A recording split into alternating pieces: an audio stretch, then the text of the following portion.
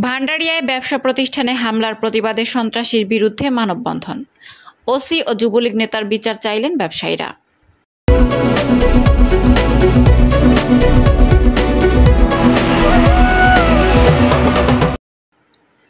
আসসালামু আলাইকুম। এডিপি বাংলার সংবাদে সবাইকে স্বাগত জানাচ্ছি আমি সুমা আহমেদ। পিরোজপুর থেকে মোহাম্মদ কবির খানের পাঠানো তথ্যচিত্রে দেখুন বিস্তারিত। পিরোজপুরের ভান্ডারিয়ায় মরহুম শাহজাহান মিয়ার ছেলেদের ব্যবসা প্রতিষ্ঠান ও পরিবারের উপর হামলার প্রতিবাদে ছাত্রলীগ ছদ্মবেশে সন্ত্রাসী চাঁদাবাজ রায়হান মিয়া এর বিরুদ্ধে মানববন্ধন করেছে ভুক্তভোগী পরিবার ও এলাকাবাসী। বুধবার সকাল 10 ঘটিকায় ভান্ডারিয়া জেলা পরিষদ মার্কেট সম্মুখে মানববন্ধন অনুষ্ঠিত হয়। মানববন্ধনে বক্তব্য রাখেন ব্যবসায়ী আলামিন, বাদশাহ হাওলাদার, ব্যবসায়ীর স্ত্রী লুনা বেগম অবিলম্বে সন্ত্রাসীদের গ্রেফতারের দাবি জানান।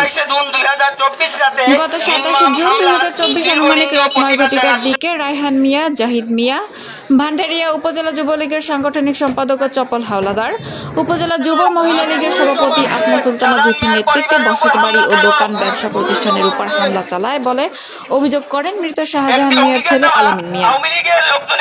অভিযোগে বলেন, হামলা চালানোর পরে দোকান ঘরে তালা লাগানো হয়, যার ফলে ব্যবসা প্রতিষ্ঠানে ব্যাপক ক্ষয়ক্ষতি হয় এবং আমাদের পরিবারের সকলকে আহত করে। এমনকি আমার বৃদ্ধ 71 বছর বয়সী মাকে রায়হান ও রায়হানের শালা মাইনুল মারধর করে গলার স্বর্ণের চেইন ছিনিয়ে নিয়ে যায়।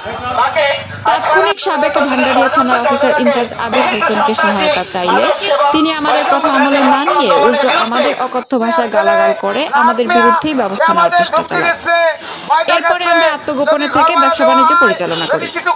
পুনরায় গত 14 মার্চে উক্ত সন্ত্রাসীরা প্রকাশ্যে হত্যা ও রাতের আধারে ঘরবাড়ি পুড়িয়ে দেওয়ার হুমকি দিলে তারা অসহায় হয়ে পড়েন এবং আদালতের মাধ্যমে আইনের আশ্রয় গ্রহণ করেন। সে আমাদের ধমকি দিচ্ছে, ভয় দেখাচ্ছে, যদি ঘর ভাড়া দেওয়া হয়, যদি কিছু করা হয়, তাহলে তোমাদের আইনের ব্যবস্থা নেব। ষড়যন্ত্র চলতে থাকে বিশিষ্ট সন্ত্রাসী মাদক সেবক বৈষম্য বিরোধী ছাত্র আন্দোলনের বিরুদ্ধে তারা কেউ খোলার চেষ্টা করলে হাতের কবজি কাটিয়ে ফেলবো।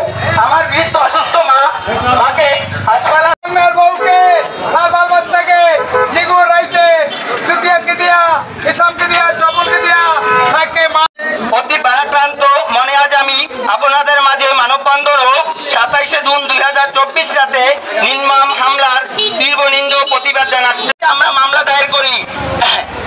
হঠাৎ 14 3 2025 তারিখে ছাত্রলীগের সন্ত্রাসী